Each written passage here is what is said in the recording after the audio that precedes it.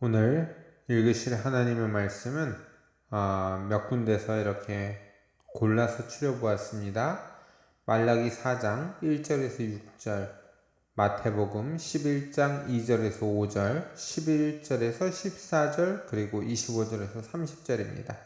시간 관계상 제가 조금씩 이렇게 추려서 모아봤습니다. 제가 봉독해 드리도록 하겠습니다. 말라기 4장 1절에서 6절입니다. 만군의 여호와가 이르노라. 보라, 용광로 불같은 날이 이르리니 교만한 자와 악을 행하는 자는 다 지푸라기 같을 것이라. 그 이르는 날에 그들을 살라 그 뿌리와 가지를 남기지 아니할 것이로되 내 이름을 경외하는 너희에게는 공의로운 해가 떠올라서 치료하는 광선을 비추리니 너희가 나가서 외양간에서 나온 송아지같이 뛰리라. 또 너희가 악인을 밟을 것이니 그들이 내가 정한 날에 너희 발바닥 밑에 재와 같으리라. 만군의 여호와의 말이니라. 너희는 내가 호렙에서 온 이스라엘을 위하여 내 종 모세에게 명령한 법, 곧 율례와 법도를 기억하라. 보라, 여호와의 크고 두려운 날이 이르기 전에 내가 선지자 엘리야를 너희에게 보내리니 그가 아버지의 마음을 자녀에게로 돌이키게 하고 자녀들의 마음을 그들의 아버지에게로 돌이키게 하리라. 돌이키지 아니하면 두렵건대 내가 와서 저주로 그 땅을 칠까 하노라 하시니라.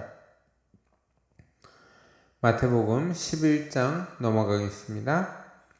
요한이 옥에서 그리스도께서 하신 일을 듣고 제자들을 보내어 예수께 여짜오되 오실 그이가 당신이오니이까 우리가 다른 일을 기다리오리이까. 예수께서 대답하여 이르시되 너희가 가서 듣고 보는 것을 요한에게 알리되 맹인이 보며 못 걷는 사람이 걸으며 나병 환자가 깨끗함을 받으며 못 듣는 자가 들으며 죽은 자가 살아나며 가난한 자에게 복음이 전파된다 하라.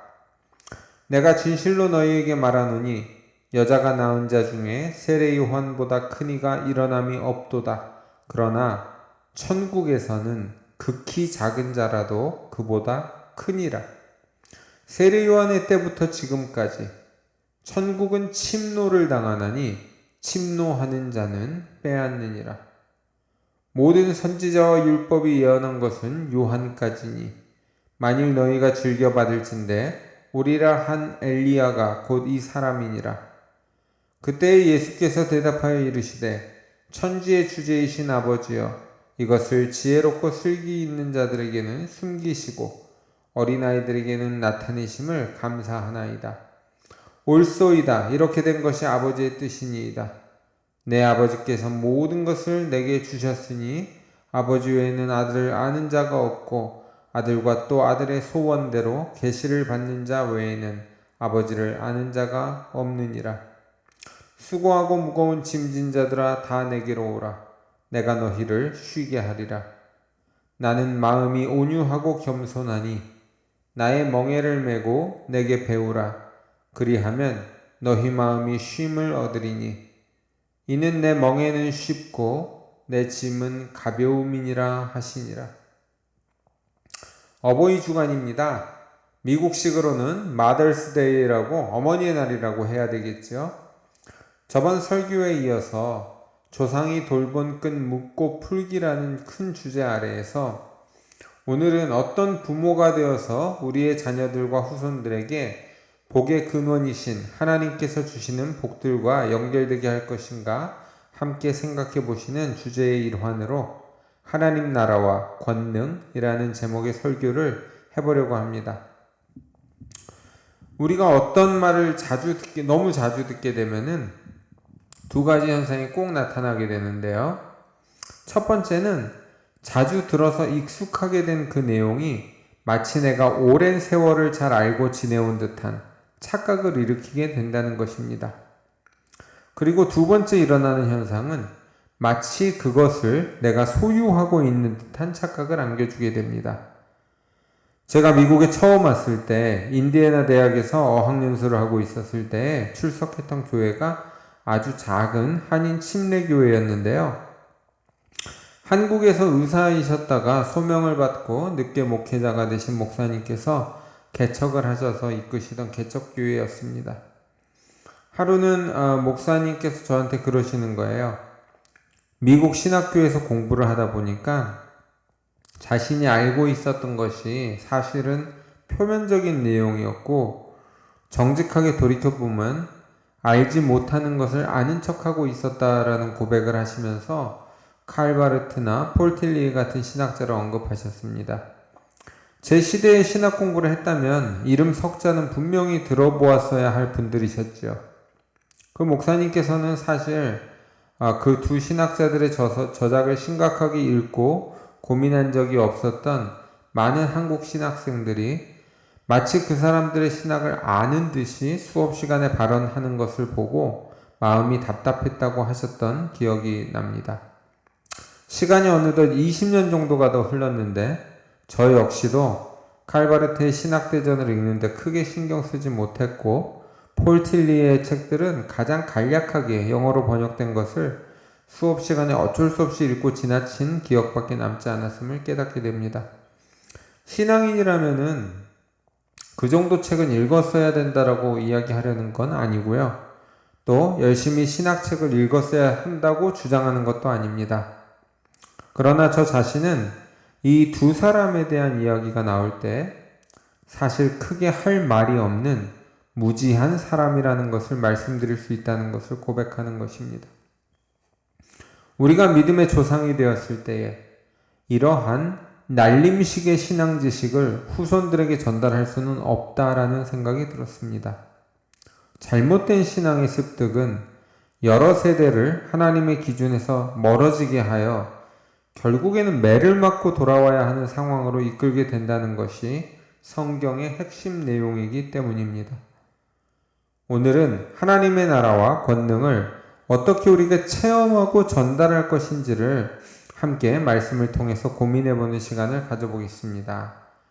먼저 하나님 나라와 권능은 지식적인 정보가 아닙니다. 이것은 계시입니다. 하도 요즘 종말론자들과 이단 사이비들이 설치고 다니니 우리는 계시라는 단어가 아주 불편한 상황을 맞이하고 있는데요. 계시라는 것은 하나님께서 직접 전달하시는 것을 말한다 라고 정의를 내린다라면 조금은 마음이 편해지실 것입니다. 더 쉽게 말하면 하나님 나라와 권능은 하나님께서 직접 우리를 찾아오셔서 만나주시고 깨닫게 하심으로 전달되는 것입니다. 이 과정 속에서 인간의 이성이 할 수 있는 일은 없다는 것입니다. 이런 차원에서 오늘 본문 27절을 함께 읽어보시겠습니다. 내 아버지께서 모든 것을 내게 주셨으니 아버지 외에는 아들을 아는 자가 없고 아들과 또 아들의 소원대로 계시를 받는 자 외에는 아버지를 아는 자가 없느니라. 하나님께서 아브라함을 택하시는 창세기 12장의 장면을 잘 보시면 그 시작하는 1절이 여호와께서 아브라함에게 이르시되 너는 너의 고향과 친척과 아버지의 집을 떠나 내가 네게 보여줄 땅으로 가라 라고 되어 있습니다. 또 아들을 바치라고 하는 장면에서도 하나님이 부르셨다라고 창세기 22장에 나오고 있습니다. 야곱이 브엘세바에서 떠나서 하란으로 향할 때에 꿈에 하늘문이 열리고 천사가 사다리를 타고 오르락 내리락 하는 것을 볼 때에 하나님을 만나고 하나님의 음성을 듣는 장면이 창세기 28장에 나옵니다. 이후 우리가 아는 대부분의 믿음의 조상들은 하나님이 직접 찾아오셔서 그분의 음성을 직접 듣고 움직이게 되는 신정체제가 설립이 되었던 것이었습니다. 예수님께서도 우리에게 보혜사 성령께서 오셔서 우리에게 모든 것을 생각나게 하실 것이라고 요한복음 14장 26절에서 말씀하고 계십니다. 보혜사, 곧 아버지께서 내 이름으로 보내실 성령, 그가 너희에게 모든 것을 가르치고 내가 너희에게 말한 모든 것을 생각나게 하리라. 그러므로 성경은 창세로부터 주님 다시 오실 마지막 날까지 우리에게 주님이 직접 찾아오시고 주님이 직접 가르치시고 깨닫게 하시는 계시의 역사가 끊이지 않을 것이라 가르치고 있기 때문에 지나치게 이성과 과학을 앞세워 마치 인간이 찍어놓은 활자로 된 성경 속에서만 모든 것을 끝내야 한다는 것은 지나치게 인간이 만들어 놓은 종교적인 문명을 숭상하게 만드는 인본주의의 말로가 되고 말 것입니다. 성경을 지식적으로 다 안다고 하여도 성령님께서 함께 하셔서 계시하는 가르침과 깨달음이 없이는 그 문자적 지식은 얼마든지 왜곡되어서 바리새인들과 사두개인들 또 거짓 선지자들이 사단의 유혹에 넘어가 저지르는 죄악들을 반복하게 하는 도구가 될 수도 있다는 것입니다. 그러므로 우리는 아들 예수 그리스도의 소원대로 계시를 받는 자들이 되어야 하나님을 아는 자가 된다는 오늘 본문 27절에 예수님의 가르침을 잊지 말고 예수님의 뜻대로 계시를 받을 수 있는 성령 충만한 성도님들이 되셔야 한다는 것입니다. 이것이 조상으로서 후손들에게 해줄 수 있는 최대의 유산인 것입니다. 그렇다면 주님의 뜻대로 계시를 받을 수 있는 사람은 어떤 사람인가에 대해 두 번째로 고민해 보아야 할 것입니다. 아이러니하게도 성경 말씀 많이 알고 지혜로운 지식인들이 거절당하는 장면이 나오게 됩니다. 마태복음 11장 25절에서 26절에 보시면 그때에 예수께서 대답하여 이르시되 천지의 주제이신 아버지여 이것을 지혜롭고 슬기 있는 자들에게는 숨기시고 어린아이들에게는 나타내심을 감사하나이다. 옳소이다 이렇게 된 것이 아버지의 뜻이니이다. 어린아이들이라는 것은 두 가지의 뜻을 성경에서 내포하고 있습니다. 순전하게 부모를 신뢰하는 아이들의 그런 모습과 함께 또 지식을 많이 가지지 못한 계층들을 나타낼 때에도 사용할 수 있는 단어입니다. 그런데 예수님께서는 이렇게 어린 아이들에게만 나타내시는 것이 하나님의 뜻임을 깨닫고 그것이 옳으며 그리고 그로 인해 하나님께 감사하신다라는 고백을 하고 있는 것입니다. 오늘날 많은 기독교인들이 지성적으로 또 종교적으로 자신들을 발전시켜 보려고 노력했지만 타락하고 변질되어가는 그리고 약해져만 가는 신앙과 교회의 기반을 다시 한번 고민해 보아야 할 이유인 것입니다. 박사 학위가 즐비한 목회자들이 대학교도 제대로 나오지 못했던 전도자들, 부흥사들보다도 못한 결과들을 봅니다. 나라를 빼앗기는 서름, 전쟁, 극심한 가난, 부정부패한 정권 속에서도 끊임없이 기도하고 성령의 체험을 하고 경제적 신앙의 발전의 길을 보였던 전 세대들에 비해 풍요롭고 모든 것을 갖추어 놓은 부가 넘치는 교회들이 세상에서 맥을 못 추고 전도의 열매와 교회의 양적인 성장을 책임져 내지 못하고 더 나아가서는 온갖 추악한 부정부패와 타락을 보여주는 안타까운 작금의 현실은 우리가 주님이 원하시는 계시의 영을 받지 않고 인간들의 눈에 보기 좋은 지식과 부와 권세와 같은 물질적인 성공에 눈이 멀어버린 탓이라는 설명도 가능하다는 것입니다.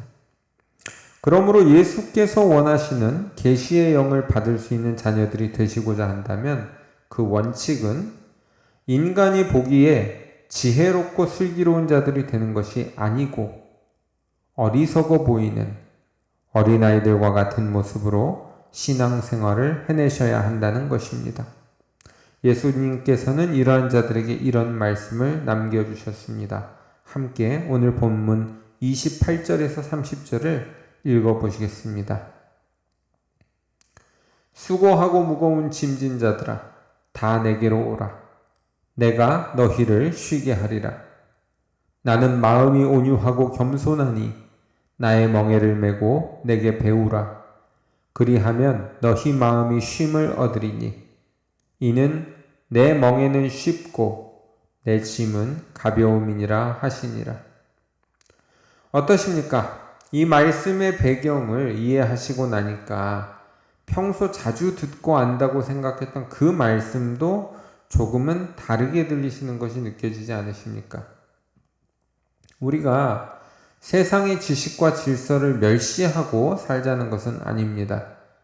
인류는 제한된 우리의 한계 속에서 최선을 다해 발전하고 이 세상을 다스리며 살아가야 할 의무와 책임을 다해야 하는 것입니다. 그러나 아들이 기뻐하는 대로 계시를 받을 수 있는 사람이 된다는 것은 그러한 세상적인 방법으로 되는 것이 아니라는 것입니다. 주님은 쉽고 가벼운 주님의 멍에와 짐을 지고 주님을 따르라고 가르치시는 것입니다. 여기서 주님의 멍에라는 것은 주님의 십자가를 말하는 것입니다. 하나님께서는 우리 모두를 다 다르게 만들어 놓으셨기 때문에 우리는 모든 것을 다 잘 해낼 수는 없는 제한된 존재입니다. 그러므로 서로 비교하며 시기하고 낙심하는 것보다는 토기장이신 하나님께서 분명한 이유와 목적을 가지고 우리 한 사람 한 사람을 창조하셨음을 인정하고 그 그릇을 바꾸는 것이 아니라 그 내면을 거룩하고 정결하게 유지하면서 예수님의 멍에와 짐을 메어지고 살아가시는 인생들이 되셔야 한다는 것입니다. 우리는 멍에와 짐을 벗어버리고 쉼을 얻기 위해 열심히 살아갑니다. 돈을 벌고 넉넉한 살림을 꾸리고 은퇴 이후를 위한 대비도 하고 또 우리 어린 친구들은 그러한 것들을 가지기 위해 무언가를 준비하며 노력하며 살아가고 있습니다. 그런데 예수님께서는 나의 멍에를 메고 내게 배우라. 그리하면 너희 마음이 쉼을 얻으리니 라고 반대로 가르치셨다는 것을 오늘 본문에서 우리는 놓쳐서는 안 될 것입니다. 그리고 그 멍에가 쉽고 그 짐이 가벼운 것이라고 가르치시는 것입니다. 인생에 어떤 선택이 있을 때 자신의 유익을 구하는 것보다 다른 이의 구원과 유익을 위해 십자가를 지고 희생하는 것이 예수님의 쉬운 멍에라는 것입니다. 온 세상이 배신하고 조롱하여도 십자가를 지고 홀로 골고다 언덕으로 향하셨던 예수님의 찢기신 몸과 상하신 마음이 오히려 가벼운 짐이라는 것을 우리는 다시 한번 생각해 보아야 할 것입니다. 그렇다면 왜 우리는 이런 귀에 질리도록 못 박히게 들리는 이러한 가르침들이 머리로는 이해가 갈 듯도 하면서 비현실적이고 굳이 그렇게 살지 않는 것이 더 지혜롭다는 자신들이 만들어 놓은 이성주의에 입각한 기복주의 신앙에서 벗어나지 못하고 이 세상에서의 번영만을 생각하고 꿈꾸며 살아가고 있는 것일까요? 어떤 분들은 그것이 마치 인생의 많은 우여곡절과 상처 속에서 깨달은 진리인 양 당당하게 자기 방어적이고 이기적인 삶을 합리화하며 살아가고 계시는 것들을 보는데요. C.S. 루이스는 순전한 기독교라는 책에서 인간 본성을 이렇게 이야기하고 있습니다. 우리가 보통 자연 법칙이라고 부르는 것은 엄밀한 의미에서 진짜 법칙이 아니라 단지 하나의 표현법에 불과하다는 것입니다. 떨어지는 돌은 언제나 중력 법칙을 따른다고 말할 때에 법칙은 돌이 늘 하는 일이라는 뜻에 불과합니다. 그러나 인간 본성의 법칙이나 바른 행동의 법칙에 이르면 사정이 달라집니다. 이때의 법칙은 확실히 인간이 실제로 하는 일을 의미하지 않습니다.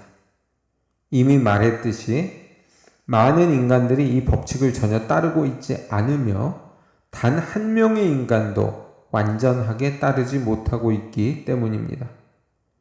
인간을 제외한 우주에서는 사실 외에 더 필요한 것이 없습니다.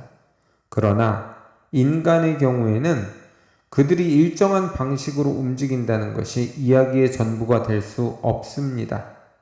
여러분은 인간들이 그와는 다르게 행동해야 한다는 것을 이미 알고 있기 때문입니다. 45에서 46페이지에서 발제한 내용입니다. C.S. 루이스는 우리가 마땅히 일어나야 할 법칙과는 다르게 행동할 것을 이미 알고 있다고 인간의 죄성에 대해 고발을 하고 있는 것입니다. 이것은 요한 칼빈이 인간은 전적으로 타락한 존재라고 표현했던 것과도 일맥상통하는 지적입니다. 사도 바울은 로마서 7장에서 이렇게 고백하고 있습니다. 그러므로 내가 한 법을 깨달았노니 곧 선을 행하기 원하는 나에게 악이 함께 있는 것이로라. 다메섹 도상에서 부활하신 주님을 만났고 오직 순교의 각오로 모든 박해를 견뎌냈던 바울이 뜻밖에도 이런 고백을 하는 것입니다. 오호라 나는 곤고한 사람이로다. 이 사망의 몸에서 누가 나를 건져내랴. 우리 주 예수 그리스도로 말미암아 하나님께 감사하리로다. 그런즉 내 자신이 마음으로는 하나님의 법을 육신으로는 죄의 법을 섬기노라. 그런데 바울도 여기서 이상한 말을 남겼죠. 우리 주 예수 그리스도로 말미암아 하나님께 감사하리로다. 자신의 전적인 타락을 이야기하고 이길 수 없는 악마와 같은 것이 자기 마음속에 늘 자리 잡고 있음을 깨닫게 되었던 사도 바울이 도대체 무엇 때문에 그 중간에 우리 주 예수 그리스도로 말미암아 하나님께 감사하리로다라는 표현을 사용한 것일까요? 그 대답은 이어지는 로마서 8장 1절에서 2절에 너무나도 유명한 바울의 칭의에 대한 깨달음에서 발견되게 됩니다. 우리 다 함께 로마서 8장 1절에서 2절을 읽어보도록 하시겠습니다. 그러므로 이제 그리스도 예수 안에 있는 자에게는 결코 정죄함이 없나니 이는 그리스도 예수 안에 있는 생명의 성령의 법이 죄와 사망의 법에서 너를 해방하였음이라. 우리 안에 있는 어떠한 연약함과 허물도 또한 명백히 드러난 사단의 존재와 우리가 저지른 죄악들까지도 예수 그리스도 안에 있는 자들에게는 결코 정죄함으로 다가올 수 없다는 것입니다. 그 이유는 예수님 안에 있는 생명의 성령의 법이 사단의 모든 권세인 죄와 사망의 법에서 우리를 해방하였기 때문이라는 것이지요. 엄청난 특권이 아니겠습니까? 겨우 국회의원 몇 년 하는 동안에 면책권을 이용해서도 장난을 치려 하고 조금이라도 권력을 잡으면 독재 체제를 만들어서 유지해 보려고 온갖 수단을 동원하는 역사들을 기억하는 우리들로서는 우리가 이렇게 죄악된 모습임에도 불구하고 하나님의 아들 예수 그리스도를 믿는 믿음을 가진 사람들은 끝까지 그 아들의 권세로 용서해 주시겠다는 이 약속은 어떠한 상황을 이 세상에서 맞이하든지 우리가 구원받은 백성으로서 희망, 천국에서의 영생복락과 상급에 대한 그런 희망을 놓치지 않고 살아갈 수 있는 이유가 될 것이기 때문입니다. 마지막으로 오늘 말씀에서 살펴보고자 하는 것은 왜 이러한 하나님 나라와 권능이 특별히 신앙이 좋은 사람들이 아닌 모든 믿는 자들에게 일어나야 하는가에 대한 질문입니다. 이 세상에서도 공부를 열심히 해야 등수가 높아지고 돈을 많이 벌거나 실력이 있어서 남을 이겨야 지위가 높아지는 것이 당연한 질서인데 왜 성경은 마치 이것이 모든 믿는 자들에게 다 주어져야 하는 것이라고 가르치고 있는 것일까요? 오늘 혹시 이 말씀을 듣는 분들 중에 나는 아직 그럴 자격이 안 돼, 아직 그 정도의 믿음은 없어 라고 자기 자신을 설명하려는 분들이 계시다라면 이 시간에 주님께서 가르치시고자 했던 원래적인 가르침은 무엇이었는지 함께 생각해 보시고 믿음으로 받아들이실 수 있는 기회가 되시기를 주님의 이름으로 축원합니다. 제가 읽어보도록 하겠습니다. 만군의 여호와가 이르노라. 용광로 불같은 날이 이르리니 교만한 자와 악을 행하는 자는 다 지푸라기 같을 것이라. 그 이르는 날에 그들을 살라 그 뿌리와 가지를 남기지 아니할 것이로되 내 이름을 경외하는 너희에게는 공의로운 해가 떠올라서 치료하는 광선을 비추리니 너희가 나가서 외양간에서 나온 송아지같이 뛰리라. 또 너희가 악인을 밟을 것이니 그들이 내가 정한 날에 너희 발바닥 밑에서 재와 같으리라. 만군의 여호와의 말이니라. 오늘 본문인 말라기 4장에 보시면 하나님께서 심판하시는 날이 이르면 교만한 자들과 악인들은 다 불살라 제거될 것이라고 나옵니다. 그러나 하나님을 경외하는 자들에게는 치료의 광선이 비치고 악인들을 밟는 역사가 일어나게 될 것이라고 말씀하고 있습니다. 우리 5절에서 또 5절 6절을 제가 읽어보겠습니다. 보라, 여호와의 크고 두려운 날이 이르기 전에 내가 선지자 엘리야를 너희에게 보내리니 그가 아버지의 마음을 자녀에게로 돌이키게 하고 자녀들의 마음을 그들의 아버지에게로 돌이키게 하리라. 돌이키지 아니하면 두렵건대 내가 와서 저주로 그 땅을 칠까 하노라 하시니라. 이 5절에 보시면 그 날이 이르기 전에 엘리야를 우리에게 보내서 하나님과 자녀들 간의 관계의 회복을 이루실 것이라고 약속을 하셨습니다. 그리고 오늘 마태복음 본문에서는 예수님께서 그 엘리야가 세례 요한이었다라고 14절에서 말씀하고 계시는 것입니다. 다 함께 14절을 한 목소리로 읽어보겠습니다. 만일 너희가 즐겨 받을진대 오리라 한 엘리야가 곧 이 사람이니라. 자, 이 말씀이 사실이라면 여호와의 크고 두려운 날은 세례 요한의 사역 이후부터는 시작된 것이나 마찬가지가 되는 것입니다. 교만한 자들과 악인들은 다 불살라지는 역사도 또 하나님을 경외하는 자들에게 주시는 승리와 치료의 광선들도 이미 세례 요한의 사역 이후부터는 시작이 되는 것이라고 보시면 되는 것입니다. 세례 요한은 회개하라 천국이 가까워 왔느니라라는 선포로 본인의 사역을 시작하는데 그 말 역시 천국이 이미 시작되었다라고 해석하는 것이 더 정확한 이해가 될 것입니다. 즉 예수님과 세례 요한이 선포한 천국이 가까워 왔느니라는 말은 천국이 이미 도래하였느니라 혹은 천국의 도래가 이미 시작되었느니라 라는 말씀으로 이해하시면 된다는 것이죠. 오늘 본문 속에는 예수님께서 왜 우리 모두가 이런 하나님의 나라와 권능을 소유할 수 있는지를 설명해 주고 계신데요. 오늘 본문 11절에서 12절을 함께 읽어보시도록 하겠습니다. 내가 진실로 너희에게 말하노니 여자가 낳은 자 중에 세례 요한보다 큰 이가 일어남이 없도다. 그러나 천국에서는 극히 작은 자라도 그보다 크니라. 세례 요한의 때부터 지금까지 천국은 침노를 당하나니 침노하는 자는 빼앗느니라. 세례 요한까지로 선지자와 율법은 끝이 났다고 13절에서 말씀하신 것을 연결해서 생각하면 우리 11장 13절에 모든 선지자와 율법이 예언한 것은 요한까지니라고 써 있습니다. 새로운 어떠한 법을 예수님께서 시작하셨다는 것이 되는 거죠. 그것이 천국의 법이라는 겁니다. 그것이 하나님의 나라, 하나님의 나라의 법이 시작되었다는 것을 뜻하는 것이죠. 세례 요한은 자신의 사람들을 보내서 예수님께 물어봅니다. 정말 자신이 기다리던 메시아가 예수님이신지. 그리고 예수님께서는 이렇게 대답하셨습니다. 마태복음 11장 4절에서 5절에 보시면 너희가 가서 듣고 보는 것을 요한에게 알리되 맹인이 보며 못 걷는 사람이 걸으며 나병 환자가 깨끗함을 받으며 못 듣는 자가 들으며 죽은 자가 살아나며 가난한 자에게 복음이 전파된다 하라. 치료의 광선이 이미 예수님의 사역을 통해서 시작되고 있음을 선포하신 것입니다. 그리고 이러한 천국이 시작되었는데 이 천국에서는 극히 작은 자라도 세례 요한보다 크다는 것을 선포하십니다.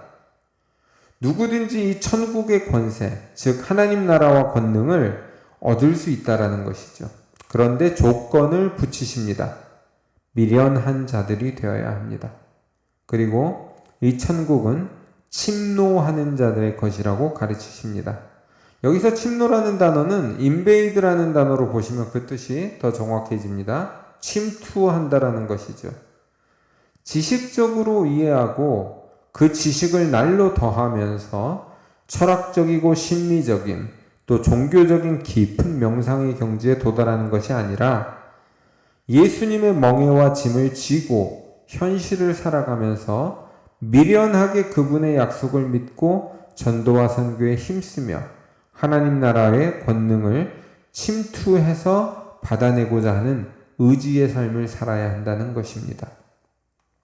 너무나 많은 기독교인들이 보기 좋은 옷을 입고 다른 사람들의 눈에 잘 보이기 위해 애쓰며 정작 하나님의 능력이 나타나야 할 때에는 이성과 지식의 벽 뒤에 숨어서 마치 그러한 능력은 비지성적인 광신도들의 것인 양 외면하고 살아가고 있는 이 시대에 우리는 미련하게 보일지라도 하나님 나라와 권능을 믿고 침노하여 받아내는 믿음의 행진을 계속해야 하는 것입니다.